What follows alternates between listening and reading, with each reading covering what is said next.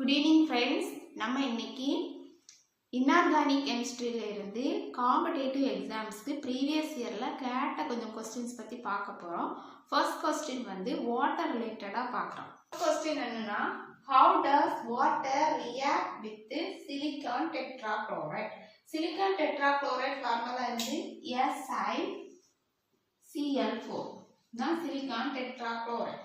இந்த silicon tetrachloride water கூட என்ன ரியாக்ட் பண்ணும்? பொதுவா வந்து சிலிக்கான் டெட்ராக்ளோரைடு கூட வாட்டரை நம்ம ஆட் பண்ணும்போது அது வந்து ரொம்ப விகரஸா ரியாக்ஷன் பண்ணும். வாட்டர் ஃபார்முலா என்னது? H2O. இது ரொம்ப விகரஸா ஹை ஃபியூம்ஸ் வந்து ப்ரொடியூஸ் பண்ணிட்டு இந்த சிலிக்கான் டெட்ராக்ளோரைடு வாட்டர் கூட ரியாக்ட் பண்ணும். இப்போ ஃபர்ஸ்ட் வந்து என்ன ஃபார்முலானா orthosilicic acid. Orthosilicic acid formula SiOH4. Orthosilicic ஆசிட்டும் ஹைட்ரோகுளோரிக் ஆசிட்டும் ஃபார்ம் ஆகும் HCl.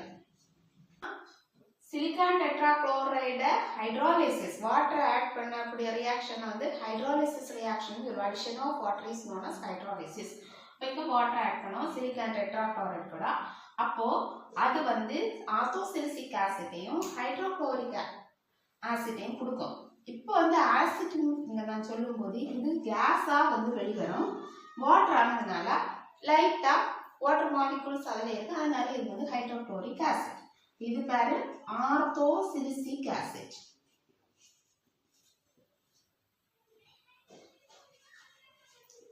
இப்போ இது வந்து அன்பேலன்ஸ்டு ஈக்குவேஷன். அப்போ இதை பேலன்ஸ் பண்ணணும்னா எத்தனை குளோரின் இருக்கு? 4 குளோரின் இருக்கு. இங்க ஒரே ஒரு குளோரின் தான் இருக்கு. அப்போ இங்க நம்ம இப்போ 4 போடுறோம். இப்போ 4 போடும்போது இங்க 4 ஹைட்ரஜனும் இங்க இப்போ 4 ஹைட்ரஜன், அப்போ 8 ஹைட்ரஜன் இருக்கு. அப்போ இங்க வந்து ஒரு 4 வந்து போடலாம். இப்போ 4 2s are 8. அப்புறம் ஆக்சிஜன் எத்தனை ஆக்சிஜன் இருக்கு? 4 ஆக்சிஜன். இங்கேயும் 4 ஆக்சிஜன். அப்போ இது இப்போ வந்து பேலன்ஸ்ட் ஈக்குவேஷனா மாறுச்சு. அப்போ how does water react with silicon tetrachloride? Silicon tetrachloride undergo hydrolysis to form orthosilicic acid and hydrochloric acid. இப்போ இதோட இந்த ரியாக்ஷன் முடிஞ்சதானா? இல்லை, இது வந்து ரொம்ப ஹீட்டாகவே இருக்கும். எக்ஸோதெர்மிக் ரியாக்ஷனா வந்து வெளியிட்டுட்டே இருக்கும். இந்த ஆர்த்தோசிலிசிக் ஆசிட் வந்து அன்ஸ்டேபிளா இருக்கும். இந்த ஆர்த்தோசிலிசிக் ஆசிட்டை நம்ம கொஞ்சம் ஹீட்டப் பண்ணணும். ஆல்ரெடி இது ரொம்ப ஹீட்டாக தான் இருக்கும். கூடவே நம்ம கொஞ்சம் ஹீட்டப் பண்ணும்போது இந்த ஆர்த்தோசிலிசிக் ஆசிட் என்ன ஆகும்? சிலிக்கான் டை ஆக்சைடு சிலிக்காவை வந்து கொடுக்கும். சிலிக்காவையும் திருப்பி வாட்டர் மாலிகுலையும் ரிலீஸ் பண்ணும். இப்போ இது வந்து சிலிக்கா. இப்போ இந்த ரியாக்ஷனோட ஃபைனல் ப்ராடக்ட் என்னது? சிலிக்கா. இப்போ how does water react with silicon tetrachloride? Silicon tetrachloride undergo hydrolysis to form silica and hydrochloric acid. ஏன்னா இந்த ஹைட்ரோகுளோரிக் ஆசிட் கூட வாட்டர் சேரும்போது இது வந்து ஒரு ஸ்ட்ராங் ஹைட்ரோகுளோரிக் ஆசிட்டா வந்து நமக்கு கிடைக்கும். ரியாக்ஷனை எப்படி எழுதுவோம்னா, silicon tetrachloride undergo hydrolysis to form silica and hydrogen chloride or hydrochloric acid. 4 moles of hydrochloric acid.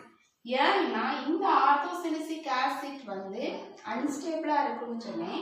அன்ஸ்டேபிளா இருக்கக்கூடிய இந்த ஆர்த்தோசிலிசிக் ஆசிட் வந்து உடனே ஒரு ஆள் வந்து அன்ஸ்டேபிளா இருந்தா அவங்கள ஸ்டேபிள் பண்றதுக்கு நம்ம ஏதாவது பண்ணணும். இப்போ இங்க வந்து ஹீட், இதுவே ஹீட்டா தான் இருக்கு. அது இன்னும் எக்ஸோதெர்மிக் ரியாக்ஷன் ஹீட்டை வந்து இன்னும் ரிலீஸ் பண்ணிட்டே இருக்கும். அப்போ இது வந்து என்ன பண்ணா, ஒன்று கண்டென்சேஷன் ஆகும். கண்டென்சேஷன் ஆகி இது எப்படி ஃபார்ம் ஆகும்னா SiO2NH2O இப்படி ஒரு ப்ராடக்டை வந்து நமக்கு கொடுக்கும். இதுல இருக்க எவ்வளவு வாட்டர் மாலிகுல் இருக்கோ அதை வந்து ரிலீஸ் பண்ணி கொடுக்கும். இந்த வாட்டர் மாலிகுல் இந்த ஹைட்ரஜன் குளோரைட்ல டிசால்வ் ஆகும். இப்போ அது டிசால்வ் ஆகி ஸ்ட்ராங் ஹைட்ரோகுளோரிக் ஆசிட்டா இருக்கும். ஸோ ஃப்ரெண்ட்ஸ், உங்களுக்கு இந்த கொஸ்டினோட ஆன்சர் வந்து புரிஞ்சிருக்கும்னு நினைக்கிறேன். இந்த கொஸ்டினோட ஆன்சர் என்னது? Silicon tetrachloride reacts with water to form silica and hydrochloric acid. Question: how does water react with phosphorus pentoxide? Phosphorus pentoxide கூட வாட்டரோட ரியாக்ஷன் என்ன?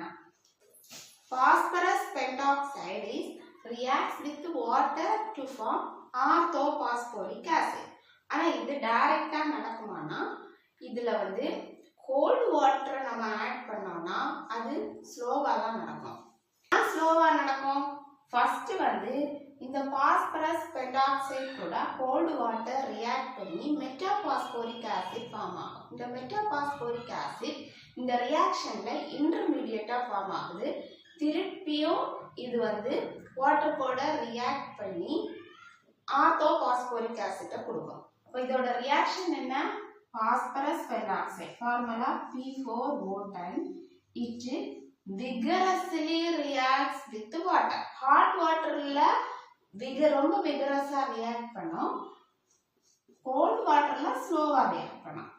vigorously react with water to form orthophosphoric acid. orthophosphoric acid formula என்னது? H3PO4. இப்போ இது ஒரு unbalanced equation. இதை நம்ம balance பண்ணணும். 6 moles of water. இங்க அப்போ 6 2s are 12. இங்க எத்தனை வரணும்?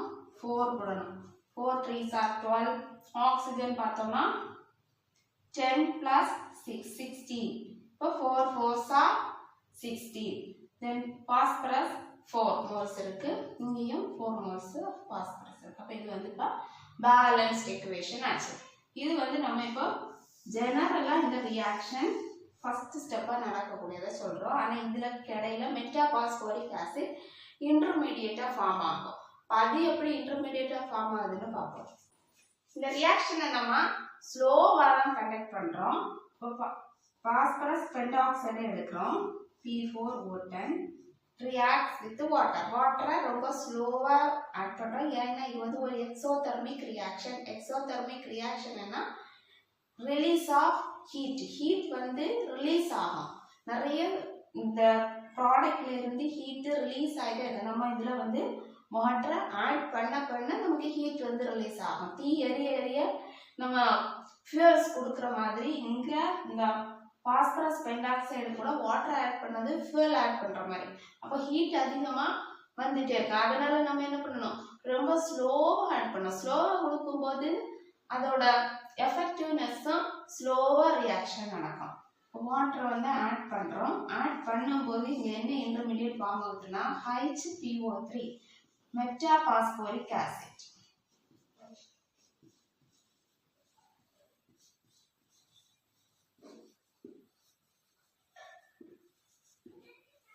திருப்பி இந்த மெட்டாபாஸ்போரிக் ஆசிட் கூட வாட்டர் ஆட் பண்றோம். இது ஃபர்ஸ்ட் வந்து 4 moles ஆஃப் வாட்டர் வந்து ஆட் பண்றோம். இந்த 4 moles of metaphosphoric acid form ஆகுது. திருப்பி நம்ம வாட்டர் ஆட் பண்ணும்போது நமக்கு என்ன கிடைக்கும்? Orthophosphoric acid. டோட்டலா ஓவரால் ரியாக்ஷன் பார்த்தோம்னா 4 moles of orthophosphoric acid.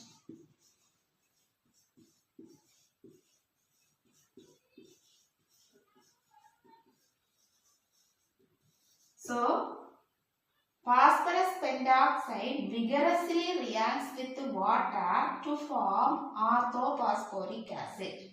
In this reaction, metaphosphoric acid is formed as an intermediate. So, friends, நம்ம இந்த வீடியோ செஷன்ல வாட்டர் வந்து ரெண்டு சப்ஸ்டன்ஸ் கூட ரியாக்ட் பண்ணி ப்ராடக்ட் ஃபார்ம் பண்ணதை பற்றி பார்த்தோம். ஃபர்ஸ்ட் எது கூட ரியாக்ட் பண்ணுச்சு?